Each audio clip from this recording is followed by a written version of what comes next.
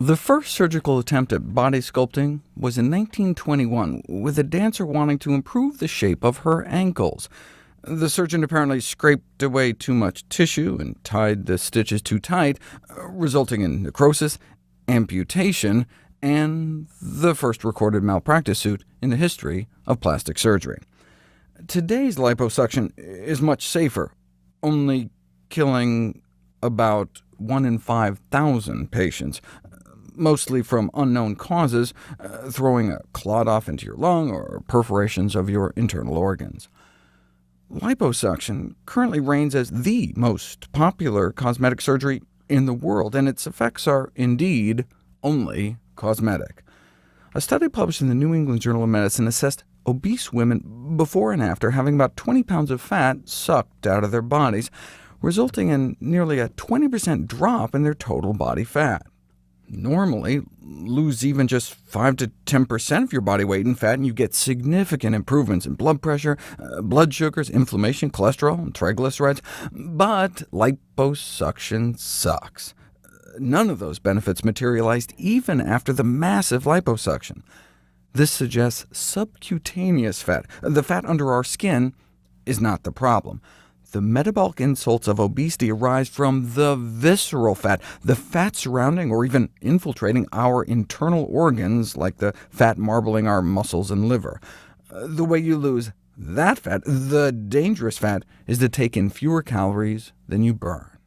Anyone who's seen the Biggest Loser shows knows with enough calorie restriction and exercise, hundreds of pounds can be lost. Similarly, there are cases in the medical literature of what some refer to as super-obesity, in which individuals lost up to 374 pounds largely on their own, without professional help, and kept it off for years. The guy lost about 20 pounds a month, cycling 2 hours a day and reducing intake to 800 calories a day, which is down around what some prisoners were getting at concentration camps in World War II. Perhaps America's most celebrated TV weight loss was when Oprah pulled out a wagon full of fat representing the 67 pounds she lost on a very low-calorie diet. How many calories did she have to cut to achieve that within 4 months? Consult leading nutrition textbooks, or refer to trusted authorities like the Mayo Clinic, and you'll learn the simple weight loss rule. 1 pound of fat is equal to 3,500 calories. Quoting from the Journal of the American Medical Association, a total of 3,500 calories equals 1 pound of body weight. This means if you decrease your intake by 500 calories daily, you will lose 1 pound per week. 500 calories per day times 7 days equals 3,500 calories, so 1 pound of body fat. The simple weight loss rule, that's simply not true. The 3,500 calorie rule can be traced back to a paper in 1958 that just noted that since fatty tissue on the human body is 87% fat, a pound of body fat would have about 395 grams of pure fat. Multiply that by 9 calories per gram of fat gives you that 3,500 calories per pound approximation. The fatal flaw that leads to dramatically exaggerated weight loss predictions is that the 3,500 rule fails to take into account the fact that changes in the calories inside of the energy balance equation automatically lead to changes in calories out. For example, the slowing of metabolic rate that accompanies weight loss, known as metabolic adaptation. That's one of the reasons weight loss plateaus. For example, imagine a 30-year-old sedentary woman of average height who weighs 150 pounds. According to the 3,500 calorie rule, if she cuts 500 calories out of her daily diet, she'd lose a pound a week, or 52 pounds a year. In 3 years, then, she would vanish. She'd go from 150 pounds to -6. Obviously, that doesn't happen.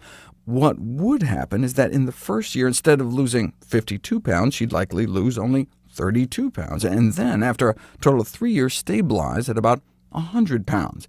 This is because it takes fewer calories to exist as a thin person. Part of it is simple mechanics. In the same way a Hummer requires more fuel than a compact car, think how much more effort it would take to just get out of a chair, walk across the room, or climb a few stairs carrying a 50-pound backpack. That's no lighter than carrying 50 pounds in the front. Even when you're lying at rest sound asleep, there's simply less of your body to maintain as we lose weight.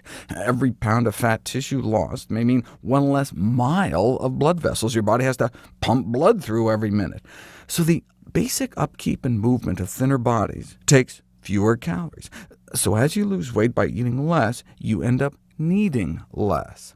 That's what the 3,500 calorie rule doesn't take into account.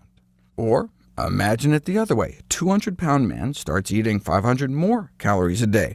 That's like a large soda or 2 donuts. According to the 3,500 calories rule, in 10 years, he'd weigh more than 700 pounds.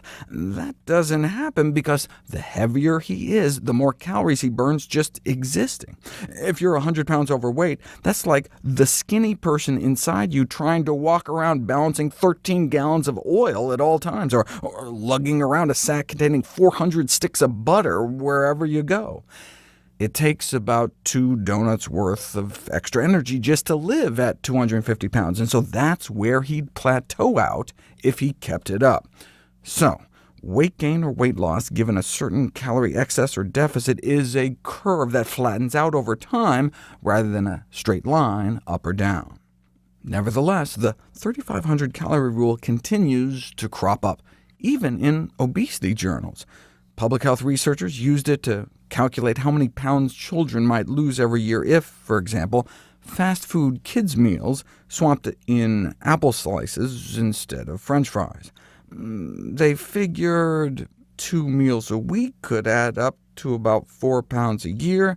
The actual difference, National Restaurant Association-funded researchers were no doubt delighted to point out, would probably add less than half a pound, 10 times less than the 3,500 calorie rule would predict. The original article was subsequently retracted.